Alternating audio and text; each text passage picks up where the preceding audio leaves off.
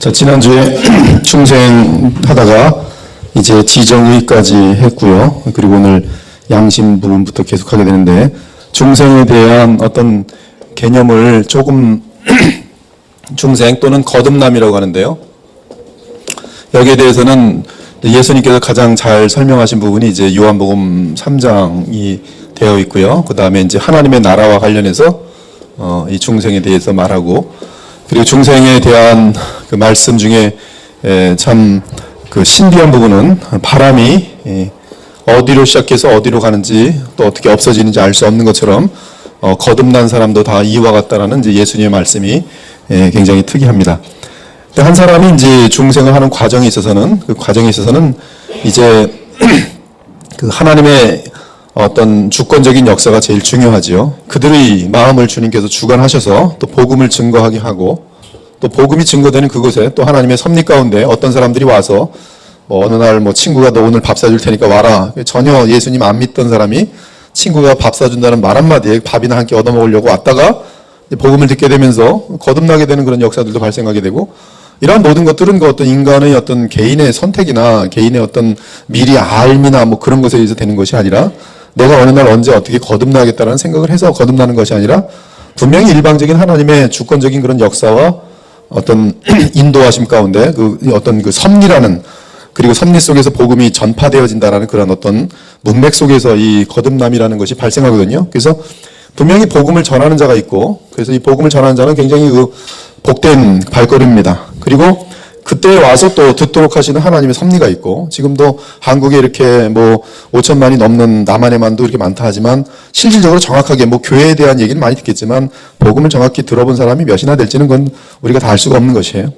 근데 그 복음을 들었다고 해서도 또 예수님을 믿게 되는 것도 아니고, 그 중에 또 누구만이 또 예수님을 믿게 되는데, 이때 믿는 과정 속에 보면 놀랍게도 하나님의 주권적인 택함과 은혜가 진행되지만, 이 사람은 또 그 사람 입장에서는 분명히 자기의 마음을 열고 지정의가 동반되어지면서, 특히 자유지가 예수님의 그 복음을 받아들이면서 거듭나게 되는 역사가 나타나는 것이죠. 지금까지 토마스 보스는 지정의의 완벽한 전적 부패를 이야기하는데, 그럼에도 불구하고 이 전적 부패된 이 지정의의 이 성령께서 이 복음이 전파될 때 역사하심으로 말미암아 이 지정의가 살아나면서 그 다음부터는 이 지정의가 그의 그 인격이라고 하는 부분이 이 복음에 반응을 한다는 것이죠. 하나님의 그 삼위를 구별할 때 보면 펄슨이라고 그래가지고 위격이라고 번역하는데요. 영원한 펄슨이에요. 그리고 unlimited, 무한한 펄슨이란 말이에요. 성부, 성자, 성령이 영원하고 또 무한한 그런 펄슨인데, 인간이 이 펄슨을 모양을 본받아서 피조될 때에 인간에게도 이 어떤 이 성부와 성자와 성령의 그 위격만큼은 비교될 수 없지만, 어떤 무엇을 본받아서 피조물로서의, 여기는 영원한 것이고 여기는 이제 피조물로서의 어떤 그 위격과 상당히 유사한 것들이 만들어졌는데, 그 만들어진 것 중에 가장 크게 이제 우리가 철학적이죠. 철학적 어떤 성경적인 컨셉이라기보다는 철학적인 개념 속에서 이 지정의라는 부분이 이렇게 인간에게 있습니다. 그 중에 제일 중요한 부분이 이제 이 프리윌이라는 부분인데, 이 프리윌은 감리교 같은 경우는 이제 미리 어떤 하나님의 은혜, 선제 은총이 있어서 하나님의 은혜를 받아들일 수 있는 능력이 있다 그러지만, 우리 개혁주의에서는 그런 받아들일 능력이 없고, 그리고 복음이 전파될 때에 성령의 살리시는 역사에 의해서 이 자유지가 이제 살아나면서 그 하나님 앞에 응답할 수 있는, 복음에 응답할 수 있는 그러한 기능을 갖게 된다는 것이죠. 그러나 중요한 것은 그럼에도 불구하고 이 과정 속에서는 그 사람이 로봇가 아니라 하나님이 먼저 역사하시는 어떤 effectual calling이라고 하는데, 성령의 어떤 효력적인 부름에 의해서 그의 이 지정의가 살아남으로 말미암아 그 살아난 그 지정으로 반응을 복음의 함으로 말미암아 이제 믿음과 그리고 회개와 이러한 역사들이 발생하는 것이죠. 이런 발생들이 상당히 그 하나님의 주권적인 역사와 인간의 어떤 그 지정의 인격적인 부분의 어떤 반응 때문에 거기서 이제 여러 가지 신학들이 많이 발생하지만, 그러나 성경 전체적인 그런 어떤 그림 속에서, 그리고 우리가 실질적으로 한 사람이 거듭나는 것을 볼 때, 특히 복음을 듣지 못한 사람들은 구원받지 못한다라고 분명히 못을 박을 때, 우리는 이런 과정 속에서 거듭나게 된다는 것을 아는 것이죠.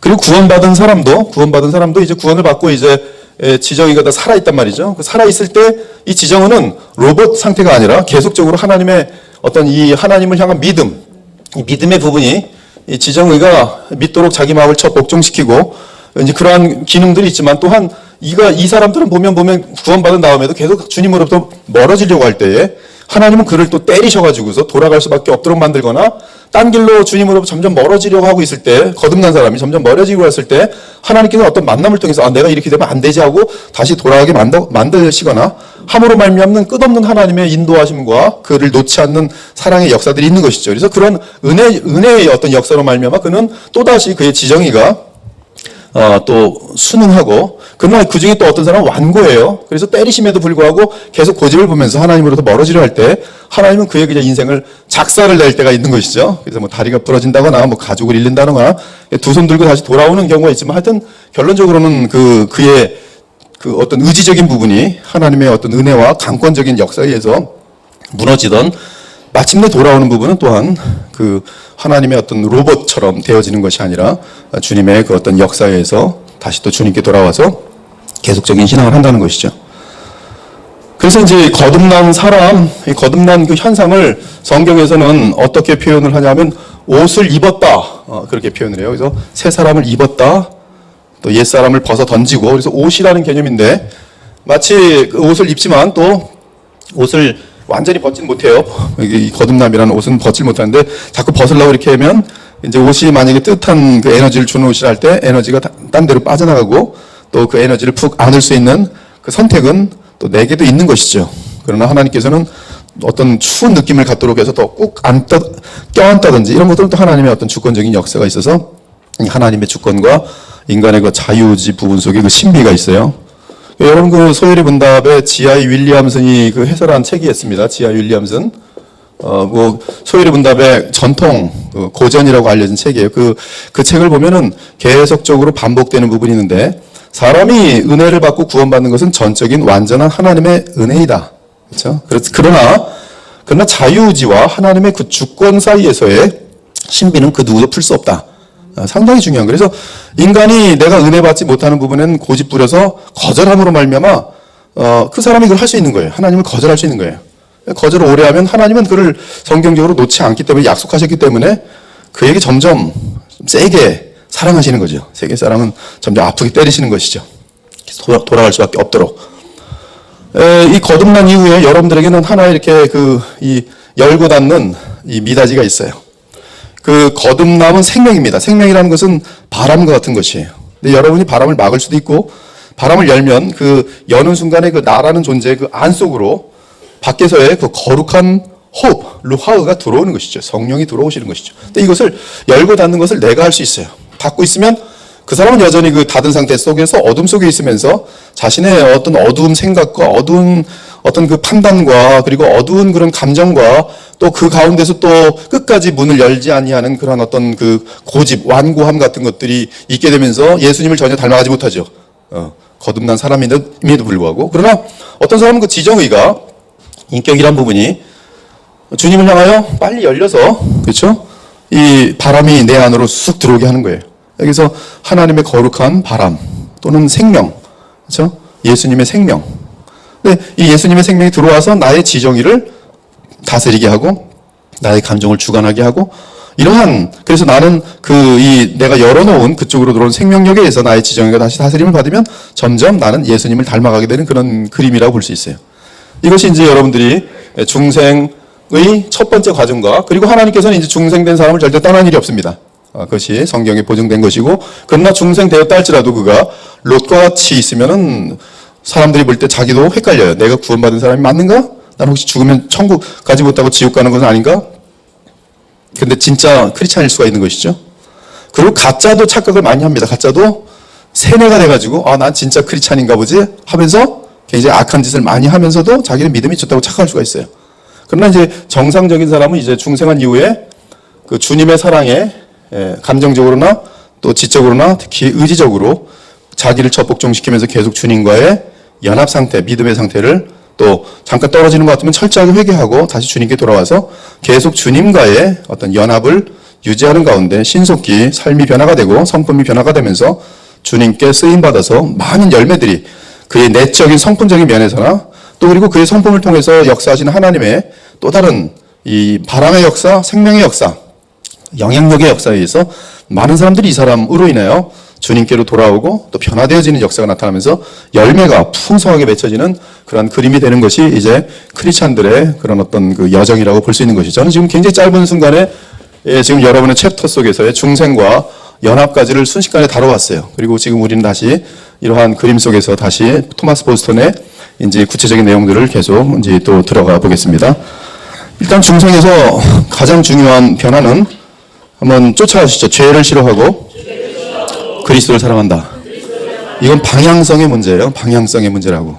예, 거듭난 사람은 근본적으로 방향이 그렇게 되어지도록 하나님의 거룩한 생명이 그에게 임한 것이죠. 거룩한 바람이 임한 것이죠. 거룩한 디스파지션이라고 하는데 성향이 임한 것이 거룩한 옷을 입은 것이죠. 그렇게 돼 있어요. 그래서 이 그리스도를 가장 그러면서 사랑하게 되면서 다른 모든 것들을 이제 비교할 수 없을 만큼 주님을 추구하기 시작합니다. 그것이 이제 중생한 사람들의 계속적인 이제 변화라고 할 수 있겠어요. 그럼 이제 중생한 사람들은 양심이 새롭게 된다. 양심이 새롭게 된다. 중생을 통해 물론 중생은 아까 말씀드린 것처럼 그 사람의 지정의가 이제 활짝 열리는 것이죠. 깨달음을 얻고 그래서 지정의가 새로운 빛 가운데에서 이제 이 빛이 영혼 안에 자리를 잡을 때 그 자리를 잡는 과정은 이제 자유의지적으로 철저하게 예수님을 영접하고 그분을 알고 믿고 그렇죠 감사하고 뭐 이런 작용들이 다 연합된 것이죠. 그 사이에 또 지식이 증가하고 하나님을 알아가고 그래서 중생을 통해 새로운 빛이 영혼 안에 자리를 잡을 때 양심은 빛을 받아 깨닫게 되고 새로운 것들을 알게 된다.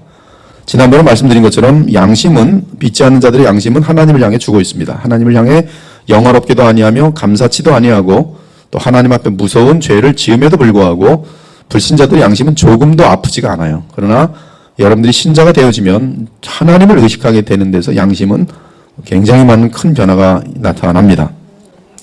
이제 주의 등불의 심지에 불이 붙자 환하여지더니 그 빛이 그 마음의 가장 깊은 모서리까지 다 그 영혼이 이전에 알지 못하였던 죄악들을 발견한다. 그래서 바위를 딱 열어봤더니 빛이 쫙 비치면서 거기에 그냥 뭐 거머리들 뭐 무슨 이상한 벌레들 진드기들 막 있는 것처럼 우리 속에도 빛이 딱 들어왔더니 내 안에 그렇게 더러운 그런 죄악의 벌레들이 그렇죠 가득 찬 걸 보고 깜짝 놀라죠. 따라서 그 영혼은 이전에는 없었던 새로운 좌절을 호소하게 됩니다. 오라 나는 권고한 사람이로다. 이 사망의 몸에서 누가 나를 건져내랴. 이 로마서 7장 24절의 이 갈등은 거의 제가 알고 있는 모든 보수적인 신실한 신학자들의 동일한 그 어떤 그 주석에 의하면은 믿음이 깊어갈수록 느끼게 되어지는 그러한 갈등이다. 그러나 그러한 갈등이 깊어짐으로 말미암아 더더욱 그리스도 안에서 승리를 찾고 외치게 된다. 그렇게 주석이 되어 있어요. 즉 신자들의 참된 거듭난 사람들의 갈등이라는 것이죠. 양심은 강력하게 순종을 촉구하며 죄는 물론이고 심지어 세상의 눈에는 드러나지 않는 그러한 죄악들마저 억제한다. 세상 사람들이 볼 땐 전혀 죄라고 느끼지 않는 것까지도 죄로 알게 되면서 그것을 이제 억제하기 시작하죠. 특히 양심은 어떤 부분이 생겨나냐 하면 하나님을 경외하는 마음이 생겨납니다. 그래서 하나님을 사람보다 더 두려워하게 되죠. 이것이 지혜 중에 지혜입니다. 성경 전체가 말하는 지혜의 근본이 성령 충만한 사람과 지혜가 충만한 사람을 교회 지도자로 삼도록 그렇게 되어 있어요. 그렇죠? 사도행전을 보면 성령과 지혜가 충만한 자들을 집사로 안수하여 세웠더라. 근데 거기 지혜는 성경 전체에서 볼 때 그리스도로 말미암아 하나님을 경외하는 마음을 갖게 되는 것이 지혜는 하나님을 경외함이 가장 중요합니다. 그런데 양심이 사람들보다 하나님을 더 경외하여지는 현상이 나타나기 시작합니다. 그리고 양심은 많은 사람들에게 주의 손에 맡기게 하고 한때 과거에 멸시했던 그리스도의 명분을 따르도록 만듭니다. 그래서 자신들의 삶을 주님께 의탁하고 주님을 철저하게 순종하는 것이죠. 그것이 이제 양심, 즉 신앙적인 양심이죠. 그래서 양심과 신앙은 붙어 있어요. 믿음과 양심 붙어 있어요. 믿음과 양심이 떼어져 있는 믿음은 거짓 믿음입니다. 그래서 양심이 파손되면 무엇이 파손돼요? 곧 믿음이 파손이에요. 그래서 양심이 믿음이 강해진다는 것은 여러분의 양심이 강해지는 것이, 믿음이 강해진다는 것은 성령을 의지함으로, 그렇죠? 성령을 의지함으로 성령의 역사가 우리 마음속에 깊어진다는 뜻인데, 성령이 우리 마음속에 깊어지는 것은 곧 양심에 대한 변화로 나타납니다. 양심이 하나님의 뜻에 대하여 철저하게 이것이 맞는지 안 맞는지에 대한 확인을 하고 싶은 마음이 막 커지는 것이죠. 이것이 양심의 기능이에요. 이것이 거듭난 사람들에게는 그러한 현상들이 나타납니다. 그리고 여기 그리스도의 명분이라고 되어 있는데, 이것은 그리스도의 영광을 많이 추구하게 되죠. 나를 위하여 자기 생명까지 다 바치신 예수님의 영광이 나라는 존재 때문에 떨어질 때는 그 고통이 거듭난 사람은 굉장히 커요. 나중에 죄를 왜 안 짓게 되냐면, 죄 짓고 내가 하나님께 의도 맞을까 봐 두려워서가 아니라 내가 사랑하는 우리 주님, 그분의 이름이 땅바닥에 떨어질까 봐 죄를 안 짓게 돼요. 그것이 거듭난 사람의 변화예요. 그래서 동일하게 점점 나가면 예수님이라는 그 인식은 주님의 몸된 교회를 향한 인식으로 또 발전돼요. 그래서 내가 희생당할지라도 누가 무너지지 않게 해요? 교회가 무너지지 않게 해요. 이 사람들은 이제 예수님을 사랑하는 마음이 큰 거예요. 반대로 이 거듭나지 않은 사람들은 교회 무너지는 거 상관없어요. 내 영광이 제일 중요해요. 나를 안 알아주면 다 교회를 무너뜨리는 거예요. 내 멋대로 안 되면 승질을 내는 거예요. 이제 죄책은 양심을 예리하게 만듭니다. 그래서 양심은 이제 이 거듭난 사람의 양심은 성령과 함께 죄에 대해서 예리해져요. 과거의 죄악들에 대해서 쓰라린 후회를 할 뿐만 아니라, 그리고 자신에 대한 이 죄에 물든 그런 모습들에 대해서 혐오로 가득 차게 됩니다. 그 양심은 그리스도의 죄사함과 성령의 역사에 부드러워지면서, 그렇죠? 그 마음이 그리스도의 그 씻으심으로 말미암아 감사하고, 그리고 성령의 역사로 말미암아 그 마음이 깨끗하여지고 살같이 회복되면서 죄와 주님 앞에서의 신앙적인 책임에 대해서 예리하여집니다. 그리고 공동체 속에서의 책임도 예민해져요. 내 입장이 아니라 주님의 입장, 그리고 교회의 안녕과 평화를 더 추구하게 되죠.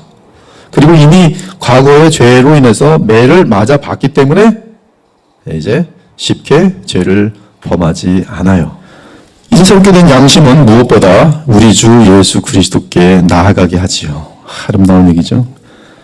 예수님께. 그분의 보혈만이 죽은 행실로부터 양심을 깨끗하게 할 수 있기 때문에 그래.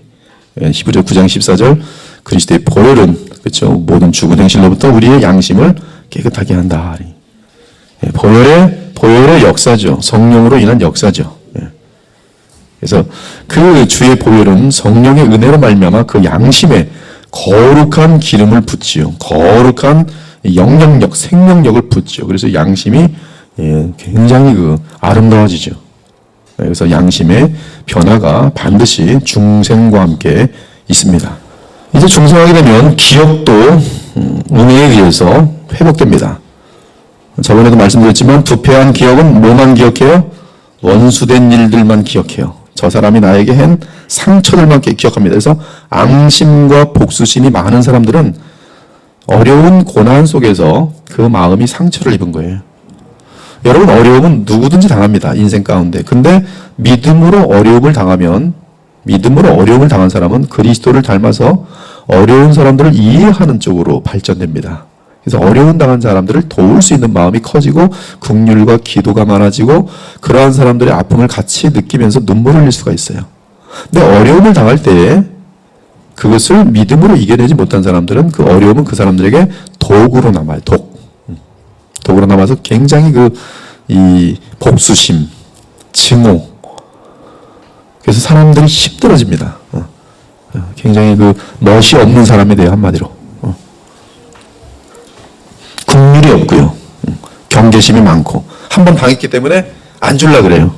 마음도 안 주고, 너는 네 거고 나는 내 거고, 네 거 있을 때 뺏으려고 그러고, 이런 사람들이 이제 상처를 받은 사람들의 모습이에요.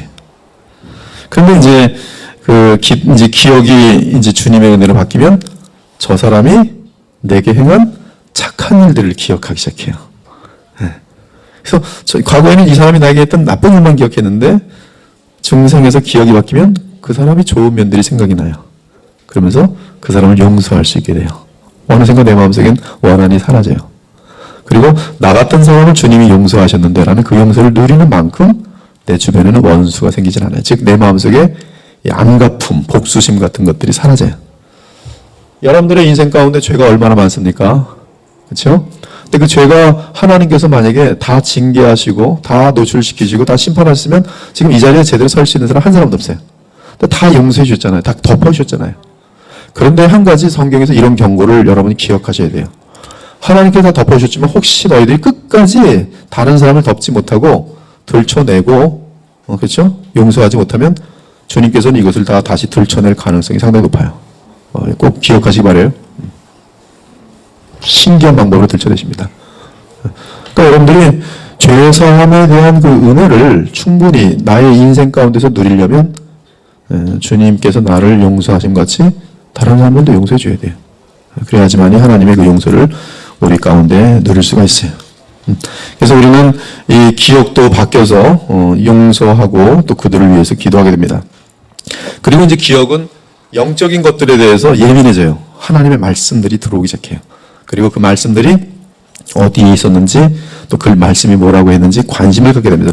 여러분 기억은 무엇과 비례하냐면 인간의 기억은 무엇과 비례하는지 아십니까? 인간의 기억은 관심과 비례해요. 무엇에 대해서 관심을 갖느냐는 바로 그 사람의 기억과 곧바로 이어집니다.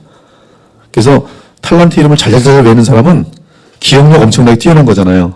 근데 이만한 기억력이 나오려면 뭐가 있어야 되는 거예요? 관심이 엄청나게 탤런트들이 많은 거예요.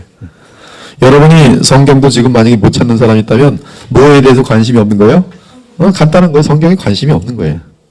근데 성경에 관심이 있으면요, 성경이 기억이 나기 시작해요. 기억이 나기 시작해요. 근데 성령의 역사는 우리로 하여금 하나님을 향한 관심을 또 죽도록 예수님을 사랑하게 만들기 때문에 예수님에 대한 관심이 깊어지면서 성경은 점점 우리에게 기억이 많이 나게 돼 있어요. 그래서 이 성경을 그래서 이제 자주 반복, 그리고 기억력은 반복과 또 비례합니다. 한 번 읽은 거하고 두 번 읽은 거는 만약에 한 번 읽은 것은 기억이 5% 남는다면 두 번 읽을 때는 기억이 한 40% 정도 됩니다. 세 번, 네 번 정도 읽을 때는 쑥쑥 올라가요. 그래서 이 기억력은 반복과 굉장히 많이 비례해요. 즉 하나님의 말씀을 여러분들이 얼마나 반복해서 가까이 보는지에 따라서 또한 여러분의 이 기억은 굉장히 틀려요. 그래서 이 기억도 중생에 의해서 관심이 바뀜과 함께 영적인 것들에 대해서 강력해집니다. 그리고 은혜는 기억을 거룩하게 하죠. 이미 말씀한 것처럼 이 경건한 슬픔을 갖도록 하고요. 주님을 늘 기억해요. 주님, 제 마음속에 주님. 어디를 가서 말을 하려고도 하고 누구를 기억합니까? 우리 예수님을 기억하면서 내가 이 말하면 안 되지. 우리 예수님이 싫어하실 거야. 주님을 기억할 때 벌써 확 생각이 바뀌는 거죠. 얼마나. 그리고 주님의 법도를 기억하는 것이죠. 주의 말씀을 아침에 읽었는데 기억이 나면서 이건 내가 지금 주의 말씀을 어기는 거고 주님의 마음을 아프게 하는 거지. 기억이 거룩하여지죠.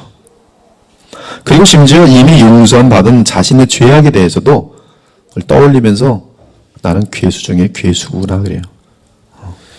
그래서 거룩하여진 기억에 쌓인 하나님의 말씀은 우리로 하여금 유혹을 거절하도록 하고, 그리고 그런 기억된 하나님의 말씀은 현실 속에서 그대로 적용돼 실천되면 이것이 바로 프레이마, 좌우의 날성검이 되는 거예요. 이거는 그 에웃의 그 배를 찔러가지고 항문까지 그냥 내려 꽂는 한 규빗 된 좌우의 날성검처럼 마귀 역사를 그냥 그대로 그 한 방에서 끊어버립니다. 여러분들 그 성령께서 여러분과 말씀을 기억나게 해서 내 마음속에 누적된 말씀이 현실 가운데 그대로 적용될 때가 있어요. 성령의 어떤 강한 어떤 그런 이 역사에 의해서 그 기억이 확 날 때가 있어요. 근데 그걸 내가 주의 영광으로 해서 나를 부인하고 순종해 버리면요. 이것이 이제 그 공동체와 또 그 어떤 사회 속에서 뭐 정치인들도 마찬가지고 이게 어떤 파장을 일으킬지는 아무도 몰라요. 왜? 성령께서 그때 그 좌우의 날성검으로 만들어서 그 사람의 순종이거든요. 하나님 말씀에 순종하는 그 순종은 어떤 결실을 나타낼지 몰라요. 여러분 그 순종을 하세요. 그러면 여러분의 인생이 확 바뀝니다. 확 바뀌어요. 순종했더니 직장에서 잘려요. 잘리면 새 출발 되는 거예요. 아무도 몰라요. 마음도 안 들 땐 저건 저렇게 말 함부로 해서 잘렸어. 죄 짓자 그랬는데 죄 안 짓고 뭐라고 하더니 잘렸어. 근데 그 사람이 만약에 우리 다 같이 술집 갑시다. 우리 나쁜 짓 합시다. 그랬는데 저는 안 합니다. 소리 지르고 한번 나갔다고 해보세요. 그 다음날 잘렸겠죠. 그 사람이 어떻게 될지는 주님의 손에 있는 거예요.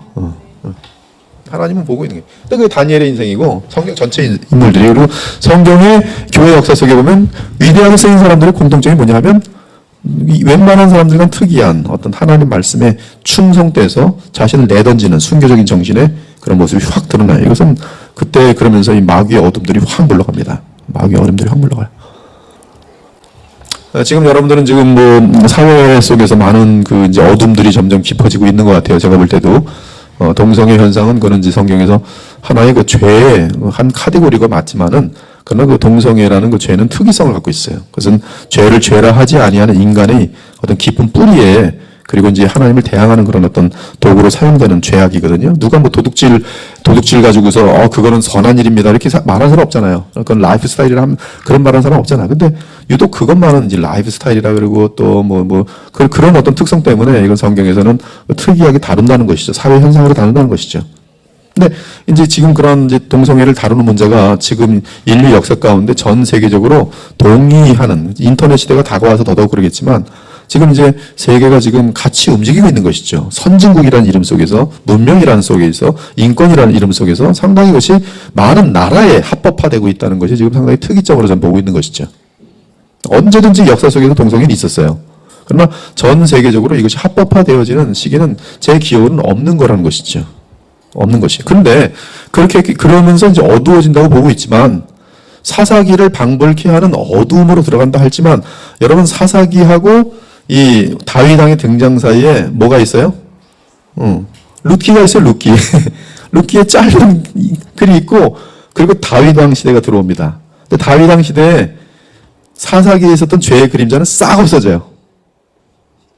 그 얘기 뭐냐면 하나님께서 한 사람을 위대하게 세우기만 하면 지금 어두운 이런 그런 것들도 순식간에 또 물러갈 수 있다는 뜻이에요. 그렇게 복잡한 얘기 아닙니다.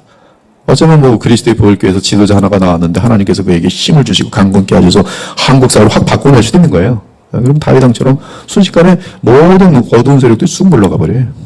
하물며 그리스도께서 지금 태양 같은 그분이 왕으로 계신 하나님의 나라가 이 땅에 있는데 우리가 믿음으로 나갈 때는 어둠의 세력이라는 건 그렇게 두려워할 것이 아닙니다. 여러분 깜깜한 어둠이 있는데 스위치를 여러분이 딱 이렇게 전등을 켜잖아요. 근데 어떤 바보가 너무 오늘은 깜깜해. 스위치를 올려도 불이 안 켜질 것 같아. 이런 사람 있어요? 그 사람은 어둠이 빛을 이길지도 모를 것 같아.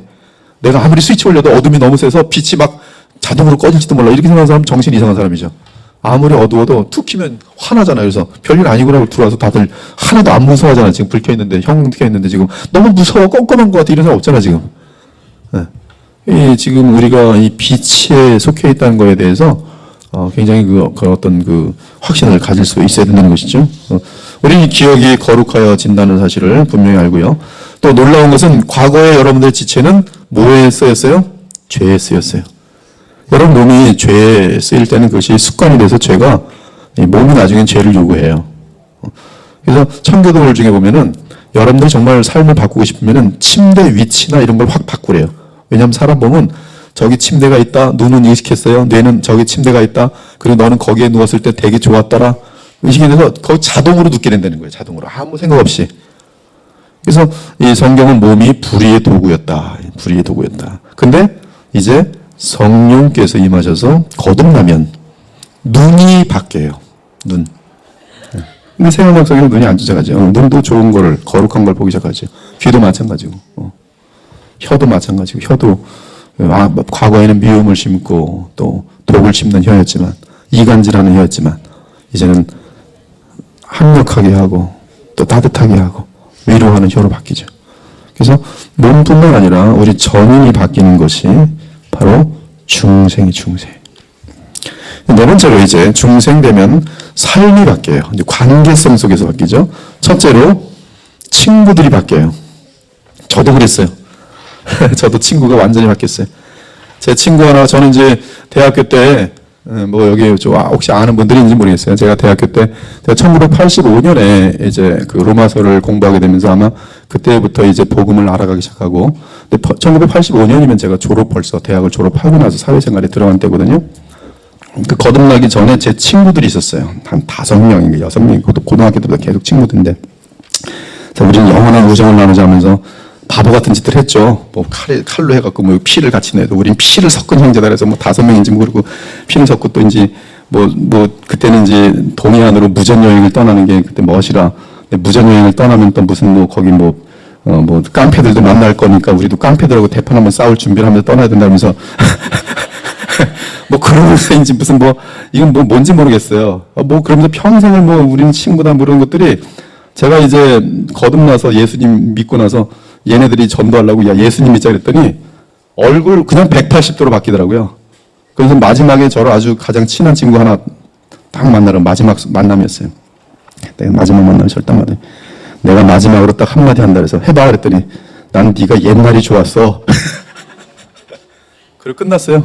아직까지도 못 만나요. 근데 그 이후로 저의 만남은 예수님 안에서의 제자들과 또 사람들을 바뀌었어요. 사귀는 친구들이 바뀌더라고요.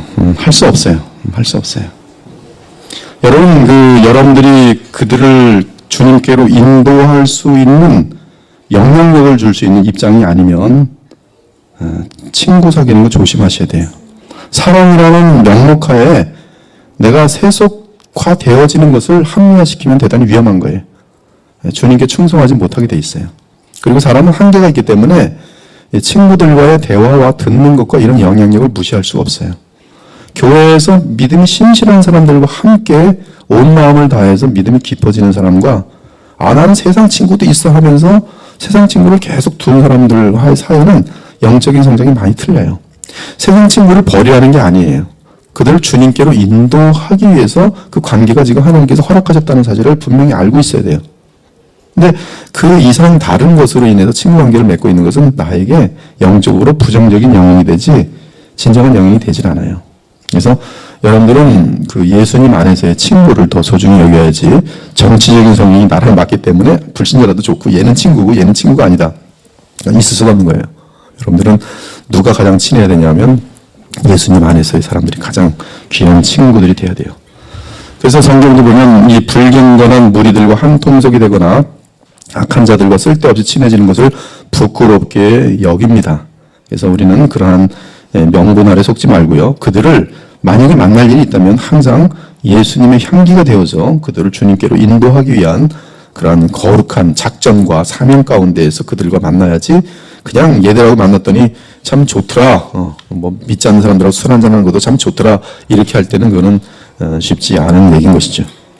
우리가 또한 이제 중생으로 변화된 삶은 나의 가족부터 시작해서 거룩한 영향력을 나타냅니다. 그래서 좋은 남편이 돼야 좋은 남편. 제가 최근에 만나는 분들은 보니까 가족들이 구원을 못 받았어요. 한 사람만 교회를 나오는데 그들에게 제가 권하는 얘기는 뭐냐면 최고의 아내가 되라.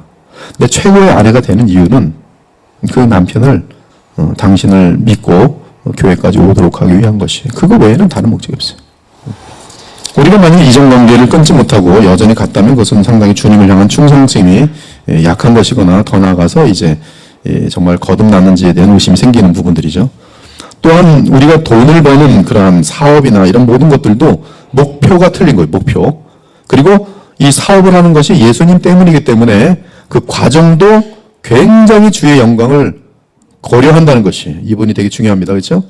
우리는 크리스찬이기 때문에 거듭난 사람들이기 때문에 주의 영광이 너무나 소중한 나머지 목표도 하나님의 나라의 영광이요. 그리고 그 일을 하는 과정에도 결코 불의가 들어오거나 거짓이 들어오거나 그런 남의 등치는 것을 들어오거나 이런 것들이 들어오면 안 되는 것이죠. 철저하게 하나님이 원하시는 정직과 진실과 지혜로운 방법에 의해서 가장 올바르게 누가 보아도 그렇죠? 모든 사람이 보아도 하자가 없는 그러한 방법으로 하나님의 나라의 일들을 위해서 사업을 할 수가 있어야 돼요. 따라서 정직해야죠. 정직해야 됩니다. 또한 거듭난 사람은 반드시 하나님 나라 확장에 특별한 관심을 갖게 됩니다. 여러분들 주님의 나라에 대해 관심이 있어요? 아멘이죠? 예, 그것은 거듭났기 때문에 관심이 있어요. 또 하나님 나라의 확장에 대해 관심이 있다는 것은 불신자들을 보면 뭘 느껴요? 불쌍하지요. 불쌍하지. 왜? 저들은 이제 죽은 이후에 지옥에 들어갈 것을 뻔히 알기 때문에. 그래서 그들에게 나의 삶과 고백과 또 그리고 많은 사랑을 통해서 복음을 전하기를 힘쓰죠. 그리고 내가 복음을 막는 걸림돌이 되지 않기 위해서 무진장 노력하죠. 바울은 고기를 먹어도 자기 양심에 걸리지 않지만 내가 고기를 먹으면 실족할 사람이 많기 때문에 고기를 차라리 먹지 않겠다고 말해요. 그것은 어떤 한각 지식, 무엇이 옳고 그르냐의 지식보다 더 중요한 것은 한 영혼을 실족시키지 않는 사랑이 가장 소중하다는 것을 선포하면서 본질적인 것이 아니라면 얼마든지 시간이 아직 있기 때문에 그는 자기는 만약에 한 영혼이 실족되지 않고 돌아올 수만 있다면 난 평생 고기 먹지 않겠다 얘기합니다. 그러므로 만일 음식이 내 형제를 실족하게 한다면 나는 영원히 고기를 먹지 아니하여 내 형제를 실족하지 않게 하리라. 무엇을 위한 삶입니까? 예수 그리스도의 영광과 하나님 나라 확장과 한 영혼이라도 주님께로 돌아오게 하려는 그러한 마음이 있는 것이죠. 그 다음에 이제 거듭난 사람은 나를 유지하는 힘이 어디라는 것을 고백합니까? 여러분, 저번에 우리 설교에서 다뤘죠. 무엇과 무엇으로부터 이 은혜가 흘러나와요? 그 은혜가 하나님과 및 어린 양 보좌로부터. 그렇죠? 그러니까 우리는 그 은혜를 누리기 위해서는 항상 누구에게 나가야 됩니까? 바로 예수 그리스도를 통해서 하나님과 교통할 수가 있어야지요. 그렇죠? 그러니까 주의 보혈로 흐르는 은혜만이 나를 유지시키는 능력이라는 것을 절대로 놓치지 않고 그 은혜가 없으면 나는 무엇뿐이 안 돼요? 죄뿐이 안 져요. 죄뿐이. 자, 적용하죠. 그러므로 거듭난 분들이요. 무엇보다 거듭난 형제들을 사랑해야 돼요. 예수님의 말씀을 잘 보세요.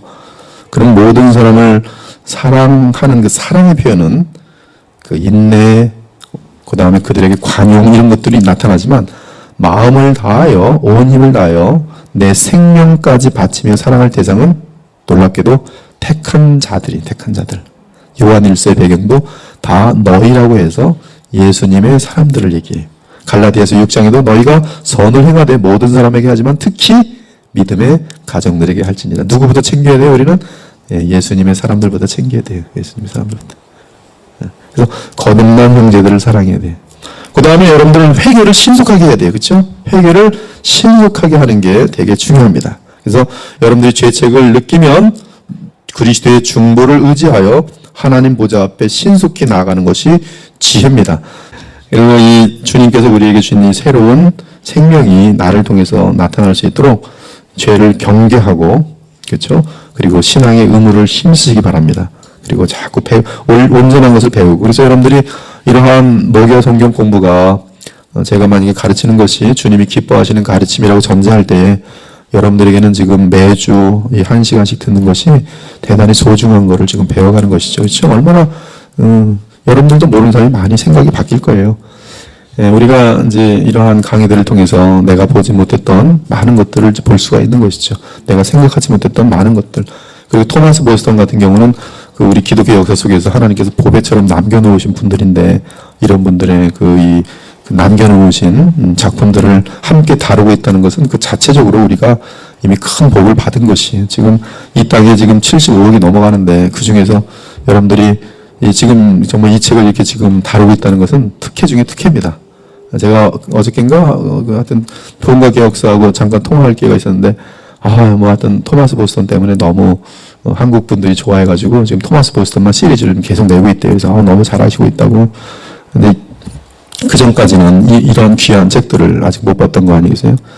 부흥과 개혁사 이런 데는 참 귀중해요. 정말 좋은 책들을 한국에 소개하는데 얼마나 큰 역할을 했습니까? 그분들이 중간에 사실 이 파산 위기 여러 번 있었지만 그냥 주님이 주신 사명이라 생각하고 그냥 밀고 나갈 때마다 무명의 정말 기업가들이 나타나서 10억도 내고 20억도 내고 그렇게 해서 그 회사가 지금까지 그냥 힘있게 달려가고 있거든요. 그래서 참 이러한 귀한 사역들 참 귀한 것 같은데 이러한 것들에 여러분들도 지금 들어와서 이러한 많은 신령한 의를 노력하고 받고 있으니 얼마나 고맙습니까? 감사합니까? 그리고 거듭난 사람들이 항상 해야 되는 게 있어요. 뭐예요? 주님을 향한 사랑을 고백하세요. 두 가지를 항상 쉬지 말고 하세요. 감사합니다. 사랑합니다. 입술로만 하라는 건 아니죠. 마음에서 근데 흘러나올 때마다 고백하는 것이죠. 일어날 때도 주님 감사합니다. 사랑합니다. 잠들 때도 주님 감사합니다. 사랑합니다. 남편 보면서도 감사합니다. 이런 남편 내게 주셔서 주님 사랑합니다. 아내를 보면서도 주님 감사합니다. 귀한 아이를 주셔서 사랑합니다. 감사합니다. 이 주님을 향한 감사와 사랑이 계속 여러분의 입에서 맴돌면은 그 사람은 성령 충만한 상태가 계속 유지된 가운데서 하늘의 지혜를 얻고 그리고 사람들의 관계가 계속적으로 그리스도의 영향력을 나타낼 수가 있어요. 그래서 여기서도 지금 보니까 토마스 버스턴이 주님을 향한 사랑을 느끼며 고백하라. 너무나 아름다운 말 아니? 심지어 더 강한 말을 해요. 거듭난 사람의 주를 향한 감정은 더욱 깊어만 간다. 그래서 이게 너무나 강한 표현 아니? 거룩한 상사병을 만들어낸다. 이게 왜 이렇게 썼는지 아십니까? 토마스 버스턴이 상사병에 걸려있기 때문에 쓰는 거예요. 이분은 예수님께 상사병에 걸려있어. 주님 큰 분 만날 날이 언제일까? 그러니까 이 표현이 그냥 나오는 거예요. 여러분들이 주님과 상사병에 걸리십시오. 그는 주 앞에서 행하며 주를 기쁘시게 하는 모든 것들을 행하려고 노력한다. 만일 주를 기쁘시게 하지 못했을 때는 그 마음으로 근심한다. 사랑에 빠진 여인이 남편을 너무나 존경하고 남자를 너무나 사랑하면 그 남자가 조금만 언짢아 하면 그것 때문에 어떡하지? 저 언짢은 걸 어떻게 풀어주지? 이 마음이 굉장히 집중되게 돼. 긴장하면서. 네, 우리가 주님을 사랑하면 그분은 쉽게 노하지도 않고 짜증내지도 않는 분이잖아요. 근데 얼마나 그 주님의 마음을 잘 알겠어요. 근데 그분이 불편을 느낄 땐 정말 사랑하는 여인의 마음들을 느끼면서 얼마나 그 예수님을 회복시키려고 그러겠어요. 그래서 회개하게 되죠. 하나님을 사랑하는 것은 이것이니 우리가 그의 계명들을 지키는 것이라. 그리고 순종과 함께 주의 기쁨을 느끼면서 다시 사랑은 회복되고 뜨거워진다. 마지막, 우리는 내 안에 누가 있어요? 아까처럼 옛사람이 있어요. 그래서 주님을 사랑하고 감사합니다 하는데 저쪽 뒤끝에 뭐냐면 웃기고 있네. 근데 그게 내 속에 있어요. 무서워요. 한쪽으로는 막 주님을 찬양하는데 한쪽에서는 땡겨요. 막 드라마나 좀 보다가 봐. 성경 읽고 있는데 딴 걸 하도록 꼭 유혹도 오고요. 또 마음에 두게 생겨요. 그러니까 우리 속에는 항상 주님께로 마음을 쏟고자 하는 것이 옳다는 거 알고 나를 그날 이것이 나의 은혜를 충만히 줄 것이라 알고 이 시간이 내게 너무나 소중한 것을 아는데 동시에 내 곳 어디선가에서는 항상 이것을 회복놓는 세력이 있으니 이것이 바로 옛사람이 여러분 속에 과거에 주님을 모를 때 뿌리 깊게 존재했던 여러분 자신이란 말이에요. 그 로마서 7장에 보면 죄라는 건데 죄가 바로 납니다. 또한 세상형도 나예요. 그래서 항상 내 안에 지극히 거룩한 것과 지극히 더러운 것이 공존하고 있다는 사실을 절대 놓쳐서는 안 돼요. 아무리 거룩한 사람도 아직 호흡이 마치는 그날까지는 이 악의 뿌리, 죄의 뿌리, 무서운 부패의 뿌리가 우리 속에 있어요. 여러분 그 잡초를 뽑아봐서 알지 모르겠는데 이 착한 꽃들은 나물들은 왜 이렇게 약을 줘도 이렇게 안 크는지 모르겠어요. 잡초들은 뭐 이렇게 그냥 약도 안 주고 맨날 발로 짚었는데 좀 뒤면 그냥 잡초로 가득 차요. 잡초들은 가만두면 무조건 자라나요. 그리고 좋은 꽃들은 갖고도 잘 안 되고. 인간하고 똑같은 것 같아요. 우리도 그냥 가만히 있으면 잡초가 그냥. 그래서 우리는 옛사람이 있음을 기억하고 항상 자신을 부인하고 그리스도를 믿음으로 붙들어야 돼요. 제게도 사실은 이제 어떤 때는 내가 지금 좀 일이 많다라고 느낄 때가 있지만은 그러나 이것이 제게 또한 복이라는 걸 알아요. 그렇기 때문에 이걸 절대 놓지 않습니다. 제가 그 스펄전의 책을 읽다가 스펄전에게 도전을 받은 게 하나 있어요. 하나님의 사람들이요, 주님을 섬길 수 있을 기회가 있을 때 절대로 놓치지 마시오. 하나님 나라 일을 욕심내는 것은 하나님이 굉장히 기뻐하시고 그것을 감당할 능력을 주시기를 기뻐하십니다. 그래서 안 놓치려고 제가 너무 많이 무리하게 뛰긴 하는데 좀 많긴 하더라고요. 정말 근데 하여튼 하나님께서는 되게 기뻐하시는 것 같아요. 그래서 나를 무너뜨리는 모든 죄를 미워하고 늘 주의 은혜를 갈망하는 가난하고 겸허한 마음을 지니라. 그리고 나를 유익하게 하는 모임, 나를 유익하게 하는 만남, 나를 유익하게 복종시킬 수 있는 그런 것들이 있으면 빠지지 마세요. 그럼 나에게 무조건 유익이 되는 거예요. 그렇죠? 여러분 음식도 좋은 음식은 먹기 싫다. 네, 나를 망하는 음식은 왜 이렇게 맛있는지 모르겠어요. 나는 좋은 것들은 시간이 들어가고 집중이 들어가고 나의 마음을 다 쏟아야지 좋은 것들을 먹으니까 하기 싫은 거는 보통 좋은 것이라고 보면 돼요. 네, 오늘 목요일날 여러분들이 지금 사실 이렇게 오는 거는 여러분들은 굉장히 훈련된 사람들이에요. 많이 벌써 성장한 사람들입니다. 이렇게 매주 나오는 것이 벌써 오늘 10강의 정도가 되는데 대단한 사람들이에요. 대단한 사람. 그래서 아까 그분은 3강의까지 듣고서 아직까지 아무 진도가 안 나가고 있는데 여러분들은 3강의를 좀 훨씬 지나쳐서 5강의 할 때 보니까 얼굴들이 다들 힘들었어요. 제가 알아요. 그때 5강의 때 얼굴들이 막 힘들고. 근데 지금은 이제 자유함을 얻고 감사합니다. 이제 신비적인 연합으로 뛰고 한 15분만 다루고 다음 주에 계속하겠습니다. 은혜의 상태 신비적인 연합으로 들어가도록 할게요.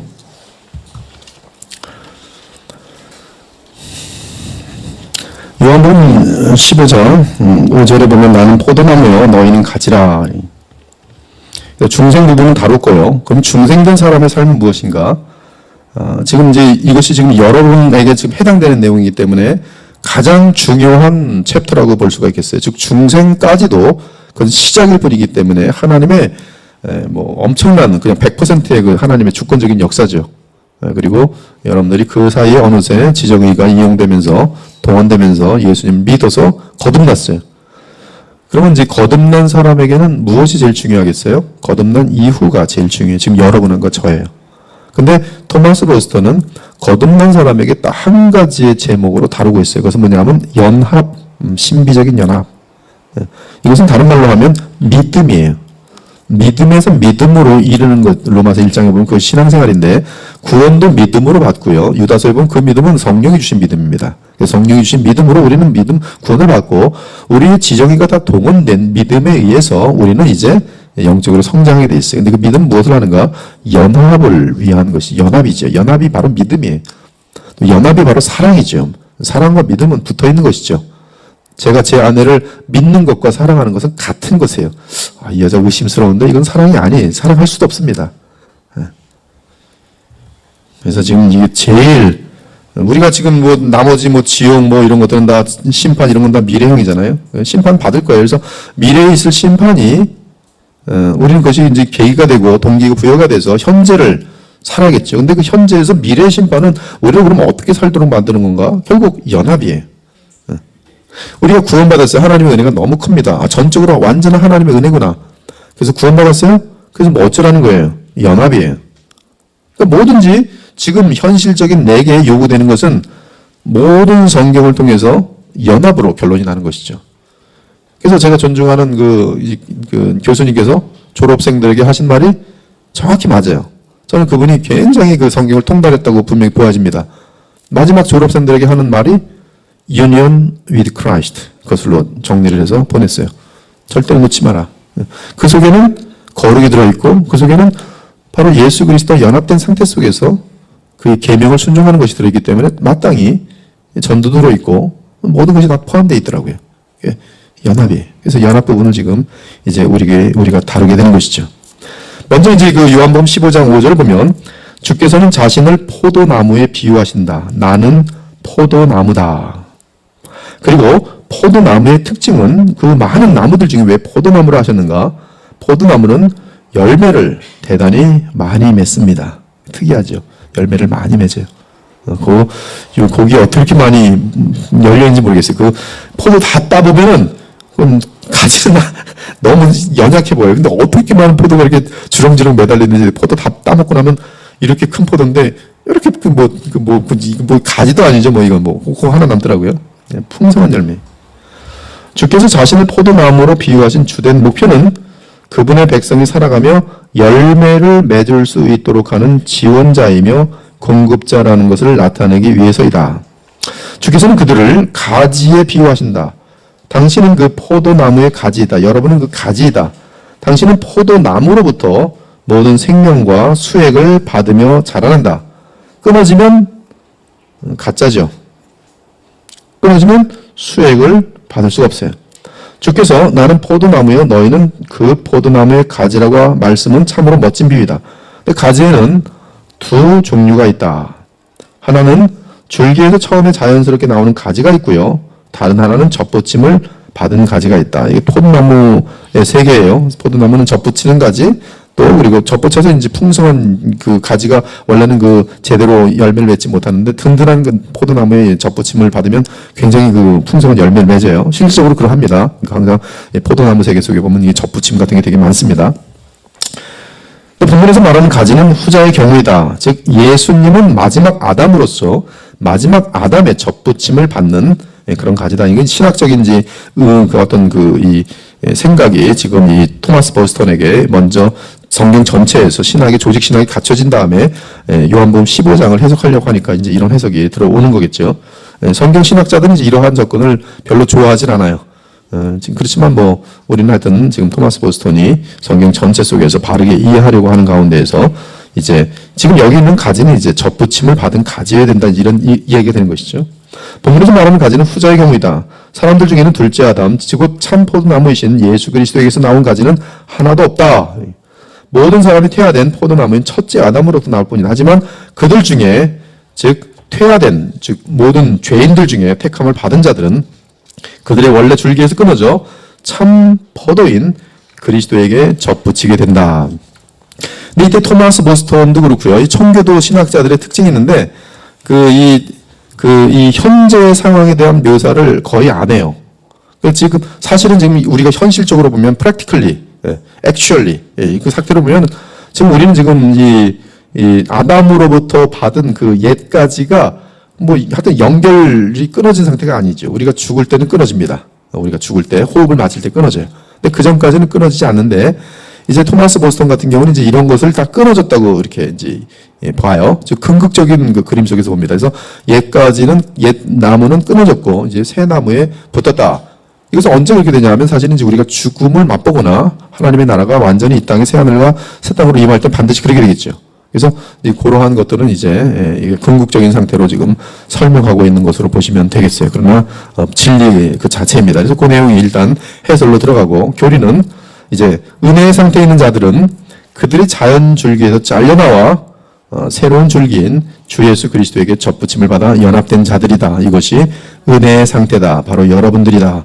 즉 자연주의 줄기에서 잘려 나왔지만 저 같은 경우는 아까 말한 것처럼 여전히 지금 이제 연결되어 있는 그러한 이제 모습이 남아 있는 것으로 이제 보고 우리에게는 그리스도와 접붙임이 되어 있다 이렇게 보면 되겠어요. 근데 이 그리스도와의 접붙임에 대해서 그 연합에 대해서 이제 설명합니다. 그것은 영적인 연합이다. 굉장히 깊어요 이제 내용들이. 실제로 고린도서 6장 17절을 보면 너희들이 그리스도와 연합되면 그 한 영이 되느니라라는 그 내용이 있어요. 그래서 남편과 아내는 결혼 연합에 의해 한 육체가 된다. 이것은 정확히 성경적인 결론입니다. 남자와 여자는 결혼으로 한 몸이 되면 한 몸이에요. 하나님 보실 때. 신기하지 않아요?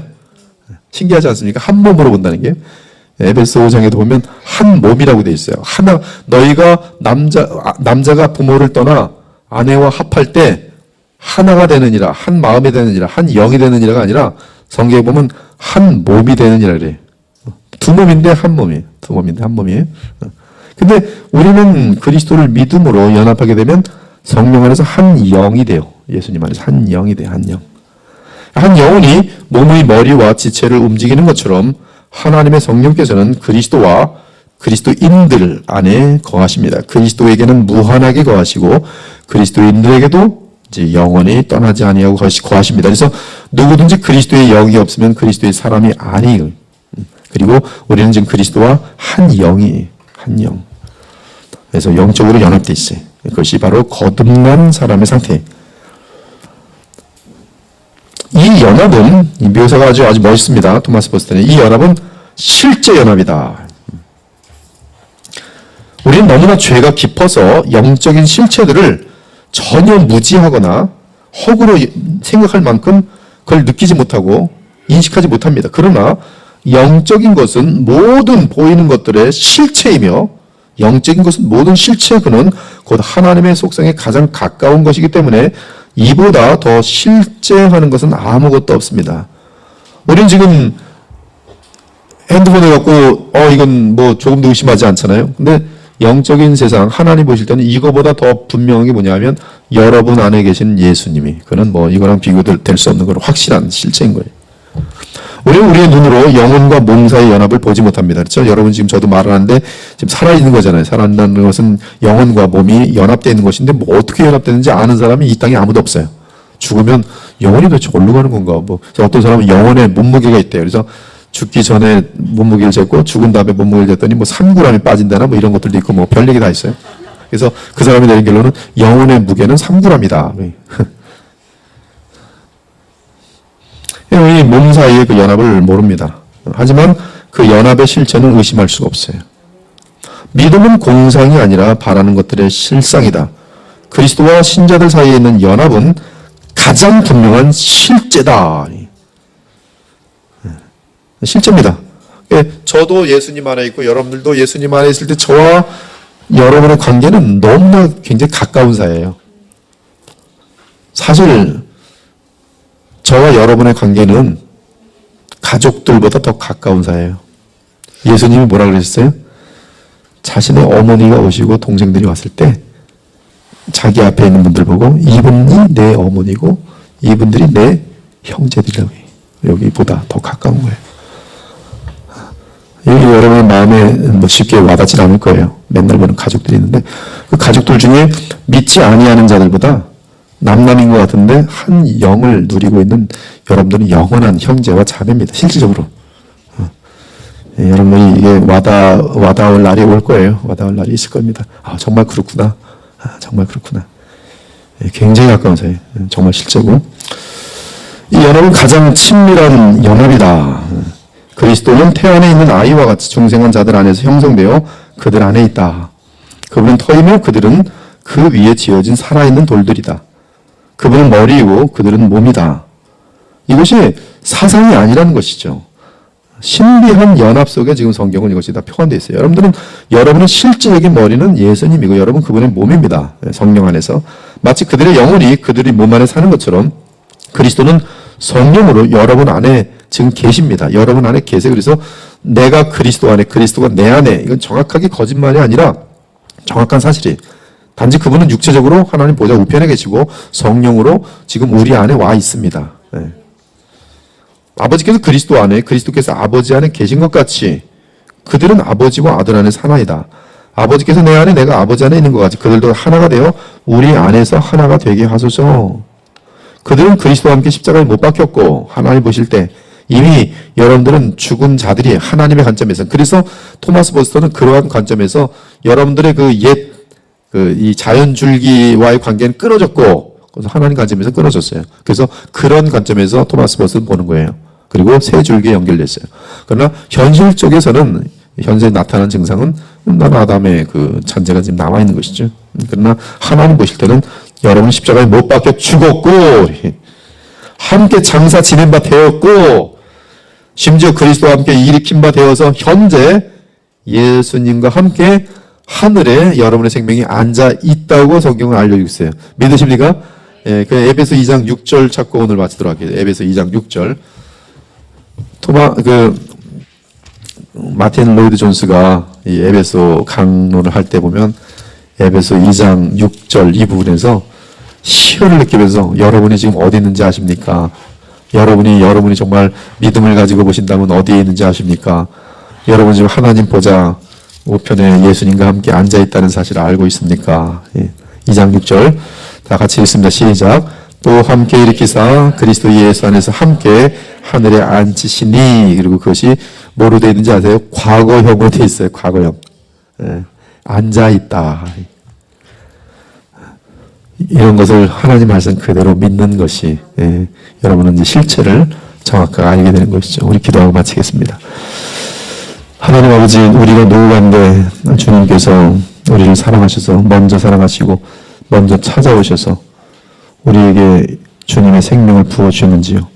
그래서 어느새 우리의 지정의가 깨어 일어나고 또 우리 양심이 변화되고 우리의 기억이 변화되어서 주님을 닮아가고 있는지요.